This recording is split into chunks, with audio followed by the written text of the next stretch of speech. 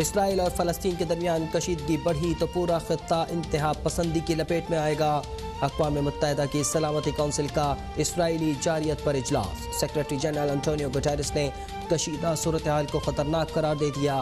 فریقین سے فوری جنگ بندی کا مطالبہ۔ امریکی سفیر برائے اقوام متحدہ لنڈا تھامس کی جنگ بندی کے مطالبے کی حمایت۔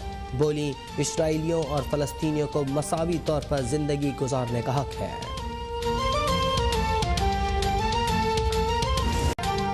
عالم اسلام کی نمائندہ تنظیم OIC نے اسرائیل کو فلسطین کی خراب صورتحال کا ذمہ دار ٹھہرا دیا۔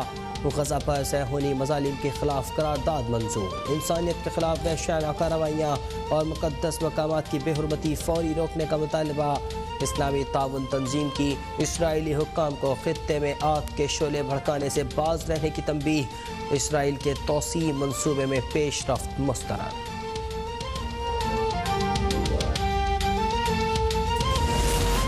فلسطین پر صہیونی جارحیت روکنے کے لیے عالمی برادری کو اپنا کردار ادا کرنا ہوگا۔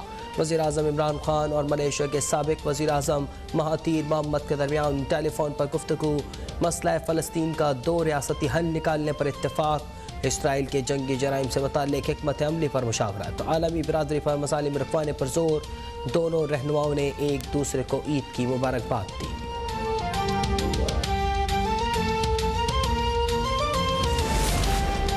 وزیر خارجہ شاہ محمود قریشی اور امریکی ہم منصب اینٹنی بلنکن کے درمیان ٹیلی فون پر گفتگو۔ شاہ محمود قریشی کا فلسطینیوں پر صہیونی حملوں پر تشویش کا اظہار۔ امریکی وزیر خارجہ کو پاکستانیوں کے اضطراب سے آگاہ کیا۔ امریکی حکام سے خطے میں امن کی بحالی کے لیے کردار ادا کرنے کا مطالبہ۔ پاکستان اور امریکہ کے درمیان اہم علاقائی امور پر مشاورت جاری رکھنے پر اتفاق۔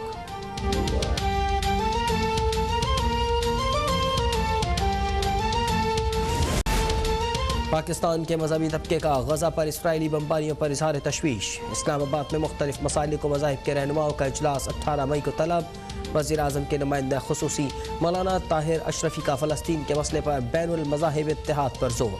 کہا حکومت ہر سطح پر مؤثر کردار ادا کر رہی ہے۔ فلسطینیوں کی ہر سطح پر مدد کے لیے عملی اقدامات کرنا ہوں گے۔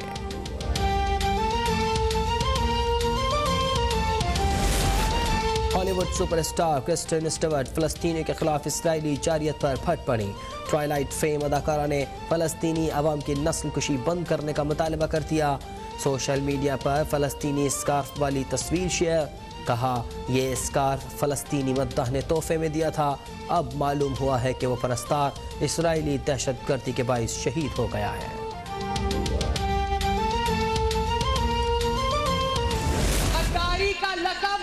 نواز شریف کے حصے میں بھی آیا تھا، غداری کا لقب مریم نواز کے حصے میں بھی آیا تھا۔ حق کو حق کہنا، سچ کو سچ کہنا، قانون کی پاسداری کرنا۔ اگر غداری ہے تو ہاں یہ غداری ہم بار بار کریں گے۔ کہ وقت بدل رہا ہے، لوگوں نے ڈرنا چھوڑ دیا ہے۔ غدار وہ ہے کشمیر کا سودا کر کے منہ لٹکا کے پاکستان واپس آئے۔ غدار اس کو کہتے ہیں جو ملک اور قوم کے ساتھ دھوکہ کرے اور پاکستان کی 22 کروڑ عوام کی زندگیوں سے کھیلے۔ وقت بدل رہا ہے، لوگوں نے ڈرنا چھوڑ دیا۔ غداری کے الزامات کئی سال سے سنتے آ رہے ہیں۔ غدار تو وہ ہیں جو کشمیر کا سودا کرتے ہیں، عوام کو 1 کلو چینی کے لیے لائن پر لگانے والے غدار ہیں، عوام کے مینڈیٹ پر ڈاکہ ڈالنے والے اور عدلیہ کو متنازع بنانے والے غدار ہیں۔ لیگی رہنما مریم نواز کی شیخوپورہ میں گھن گھراج، لیگی رہنما جاوید لطیف کے گھر آمد، اسیر رہنما کے اہل خانہ سے اظہار یکجہتی۔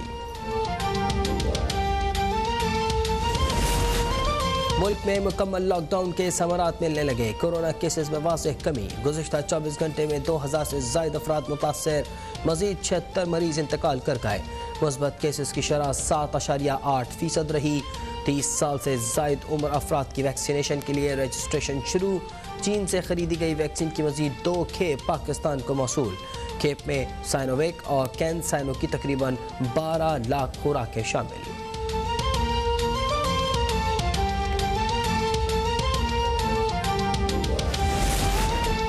मुल्क भर में लॉकडाउन खत्म होने के बाद भी सयाहत की सरगर्मियों पर पाबंदी बरकरार रहेगी। National command and operation centre का पाबंदी में तोसी का फैसला।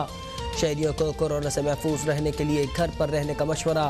पब्लिक ट्रांसपोर्ट बहाल करने का फैसला। 17 मई से कारोबारी मराकज़ रात 8 बजे तक खोलने की इजाज़त।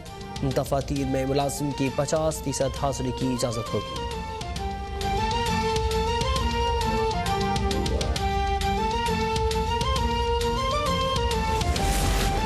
भारत में कोरोना से हर सू क़यामत का मंजर। आज फिर 3 लाख से ज़ायद अफराद आलमी वबा से मुतासर।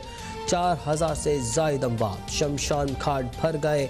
कब्रिस्तानों में जगहों की किल्लत। अस्पतालों में ऑक्सीजन और बेड्स की कमी बरकरार। दिल्ली में जारी लॉकडाउन में तोसी। आलमी इदारा सेहत ने भारत में कोरोना की सूरत हाल तशवीशनाक करार दे दी। मालदीव ने भारतीय शहरियों के दाखिले पर पाबंदी लगा दी।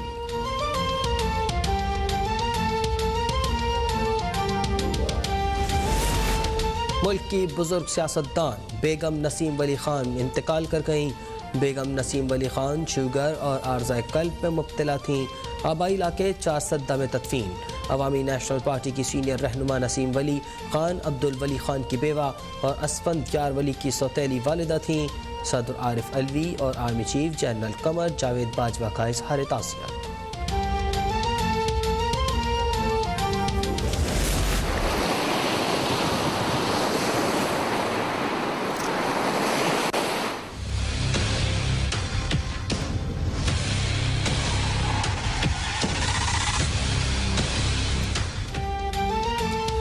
बहिराए अरब का समंदरी तूफान ताउते भारतीय रियासत केरला से टकरा गया। अगले 24 घंटे में तूफान भारतीय गुजरात से टकरा सकता है।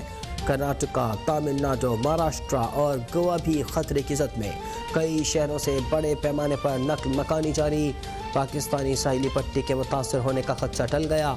कराची में बारिश का इम्कान भी कम हो गया।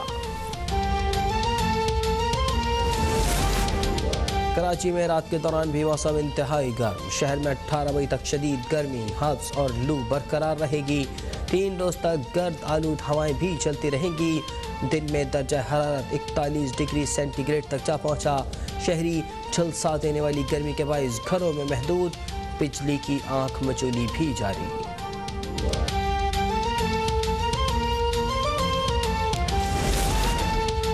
और वज़ीर-ए-आज़म इमरान खान ICC के हॉल ऑफ फेम सीरीज़ में शामिल। इंटरनेशनल क्रिकेट काउंसिल के साबिक कप्तान इमरान खान को आखिरी बॉल तक लड़ने वाला खिलाड़ी करार दे दिया।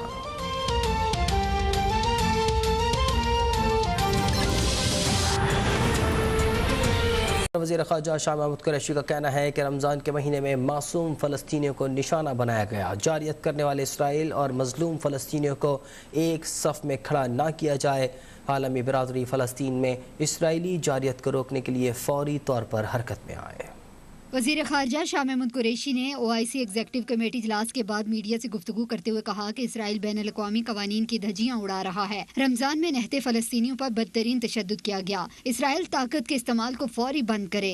इंसानी हकूक़ की जो खिलाफ वर्जी की जा रही है और बैनुल-अक़वामी कवानीन की जिस अंदाज में धज्जियां उड़ाई जा रही हैं, इसके खिलाफ सफ आरा होना उम्मा की जिम्मेदारी है।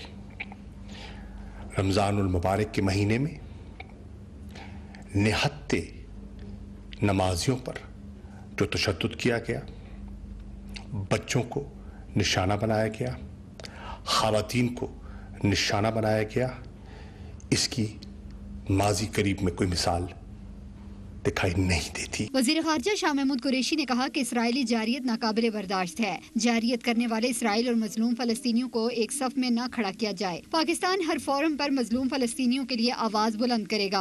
और मेरी ख्वाहिश है कि मैं पाकिस्तान के लोगों की तर्जुमानी कर सकूं। इंशाअल्लाह इन जज्बात को हर फोरम पर उठाना मेरा फ़र्ज़ है, बहैसियत एक पाकिस्तानी के, बहैसियत एक मुसलमान के, बहैसियत एक इंसान के।